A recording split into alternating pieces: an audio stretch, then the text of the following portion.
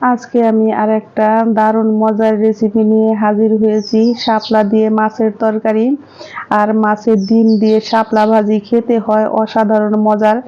বাজারে যে শাকসবজি ঊর্ধ্বগতি দাম বন্ধুরা, এইভাবে যদি তোমরা শাপলা দিয়ে রান্না করে খাও তাহলে একদিন রান্না করলে তোমরা বারবার খেতে চাইবে। আর শাপলার দামটা একটু কমই আছে, কিন্তু তরকারিটা খেতে হয় অসাধারণ মজার। আজকে আমি নিয়েছি এখানে বেশ কিছুটা পরিমাণে নওলা মাছ। আর নওলা মাছটাকে কিন্তু আমাদের বাংলাদেশে নওলা মাছই বলে, তোমরা অনেকে চানাপোনা বা রুই মাছ বলেছিল। এখানে আমি নিয়েছি বেশ কিছুটা পরিমাণে শাপলা, আর শাপলাটাকে আমি কিন্তু কেটে বেশ ভালো করে ধুয়ে নিয়েছি। এখন কড়াইতে দিয়েছি অল্প পরিমাণে একটু জল। জলটা আমার কিন্তু গরম হয়ে গেছে, আর আমি অল্প পরিমাণে একটু লবণ দিয়ে শাপলাটাকে কিন্তু হালকা করে একটু সিদ্ধ করে নেব।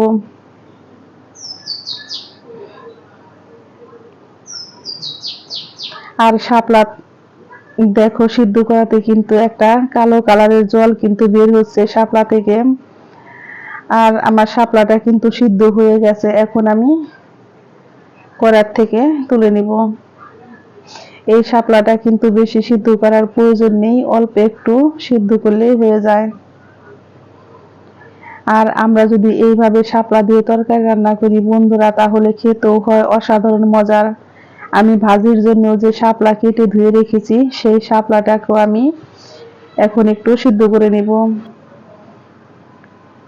আমি এখন এর মধ্যে অল্প পরিমাণে একটু হলুদ দিয়ে শাপলাটাকে সিদ্ধ করে নেব।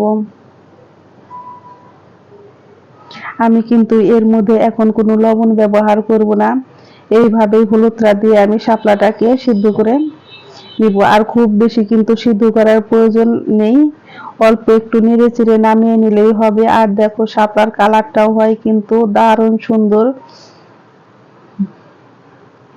আমার এই রান্নার রেসিপি যদি বন্ধুরা তোমাদের ভালো লেগে থাকে, একটা লাইক করবে, কমেন্ট করবে, শেয়ার করবে, এবং যারা আমার নতুন বন্ধু আছো তারা আমাকে একটা সাবস্ক্রাইব করতে ভুলবে না। আমি নিয়েছি এখানে বেশ কিছুটা পরিমাণে মাছ, আর মাছটাকে কিন্তু আমি লবণ, হলুদের গুঁড়া আর অল্প একটু সরিষার তেল দিয়ে কিন্তু মাছটাকে ভালো করে মেখে নিয়েছি। এখন কড়াইতে তেল দিয়ে আমি কিন্তু মাছটাকে একটু ভালো করে ভেজে নিব।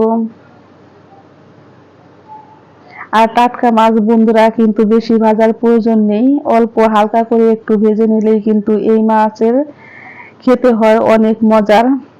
আর যদি তোমরা কেউ একটু কড়া করে ভেজে নিতে চাও তাহলে নিতে পারো, কিন্তু আমি এইরকম একটু উল্টে পাল্টে দিয়ে মাছটাকে নামিয়ে নেব। এইরকম করে কিন্তু আমি সমস্ত মাছগুলোই ভেজে তুলে নেব।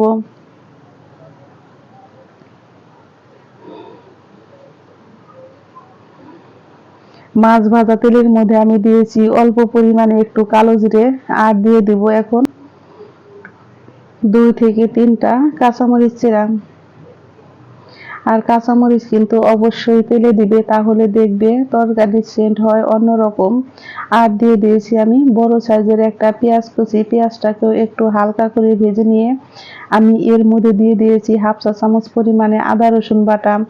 আদা রসুন বাটা দিয়েও একটু আমি ভালো করে ভেজে নিয়েছি। তারপরে অল্প পরিমাণে একটু জল দিয়ে আমি 1/2 চামচ হলুদের গুঁড়া, 1/2 চামচের কম মরিচের গুঁড়া আর 1/2 চামচ ধনিয়ার গুঁড়া দিয়ে কিন্তু মশলাটাকে বেশ ভালো করে কষিয়ে নিয়েছি। মশলা থেকে কিন্তু আমার এখন তেল উঠে এসেছে। এই পর্যায়ে আমি দিয়ে দিব সিদ্ধ করে রাখা শাপলাগুলো। আমি শাপলাগুলো দিয়ে কিন্তু এখন একটু কষিয়ে রান্না করে নিব। আর শাপলাগুলো কিন্তু বেশি কষানোর প্রয়োজন নেই, হালকা একটু কষিয়ে নিলেই হয়ে যাবে। আমি এখন দিয়ে দিব পরিমাণ মতো জল। আজকের তরকারিটা আমি একটু ঝোলঝোলি রাখবো, সেই জন্যে একটু ঝোল বেশি দিয়ে রান্না করব। তোমরা যদি কম দিয়ে খেতে চাও তাহলে আর একটু কম দিতে পারো। আজকে আমি তরকারিটা রান্না করেছি দুপুরবেলায়, খেয়ে কিন্তু আমি ভয়েস দিতেছি বন্ধুরা।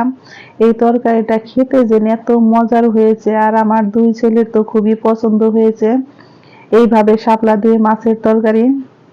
দেখো তরকারিতে কিন্তু বলক চলে এসেছে। আমি তরকারিটা একটু নেড়ে দিব। এইভাবে আমি 2-3 মিনিট রান্না করে নিব। এখন আমি দিয়ে দিব তরকারিতে 1/2 চামচ পরিমাণে লবণ।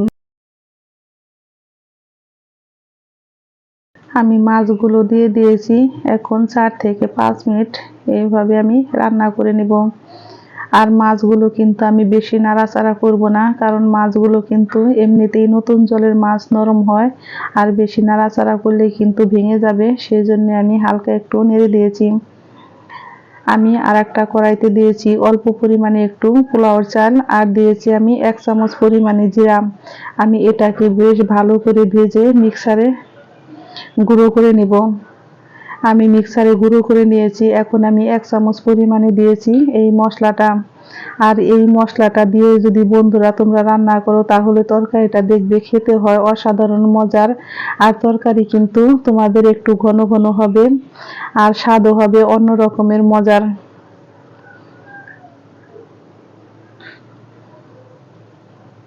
তরকারিটা দেখো কত সুন্দর কালার হয়েছে।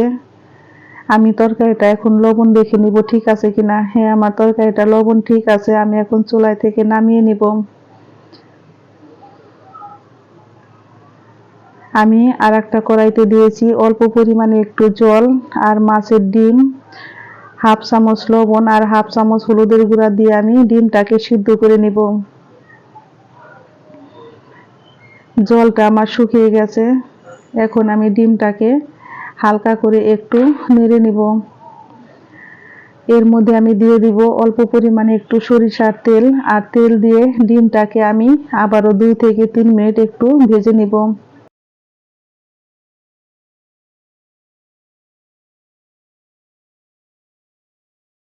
এই ডিমটা কিন্তু বন্ধুরা খুব বেশি ভাজার দরকার নেই, হালকা করে একটু ভেজে নামিয়ে নিলেই হয়ে যায়। আমি এখন ডিমটাকে নামিয়ে নিব।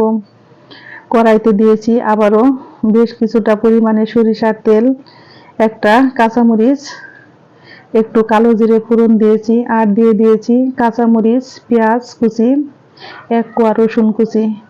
পেঁয়াজটাকে আমি ভালো করে ভেজে নিয়েছি। এর মধ্যে দিয়েছি 1/2 চামচ পরিমাণে লবণ, আর অল্প পরিমাণে জল, হলুদের গুঁড়া, মরিচের গুঁড়া, ধনিয়ার গুঁড়া, সব মশলা দিয়ে কিন্তু আমি মশলাটাকে বেশ ভালো করে কষিয়ে নেব।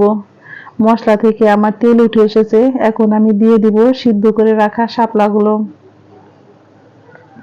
শাপলাগুলো দিয়ে আমি 3 থেকে 4 মিনিট রান্না করে নিয়েছি। এখন আমি দিয়ে দিব ভেজে রাখা ডিমগুলো। আর ডিমগুলো দিয়ে কিন্তু আমি এইভাবে আবারও 3 থেকে 4 মিনিট রান্না করে নিব। শাপলা ভাজি বন্ধুরা মাছের ডিম দিয়ে খেতে যেন এত মজার হয়, একবার খেলে মন ভরে না, মন বলে আরো খাই আরো খাই, এতটাই মজার হয়। আর আমার বাচ্চাদের তো ভীষণই পছন্দ মাছের ডিম দিয়ে শাপলা ভাজি, সেই জন্য তোমাদের সাথে একটু শেয়ার করলাম। একদিন ভাজি করে খেয়ে আমাকে জানাবে যে কার কেমন লেগেছে। সকলেই ভালো থেকো, সুস্থ থেকো। আমি আবারও ফিরবো নতুন নতুন কোনো রান্নার রেসিপি নিয়ে। সকলকে জানাই আমি অসংখ্য অসংখ্য ধন্যবাদ। আমার ভাজিটা কিন্তু একদম পারফেক্ট ভাবে তৈরি হয়ে গেছে। আমার লবণটাও ঠিক আছে। আমি এখন চুলাই থেকে নামিয়ে নিব। আর শাপলার কালারটা দেখো কত সুন্দর রয়েছে, একদম সবুজ।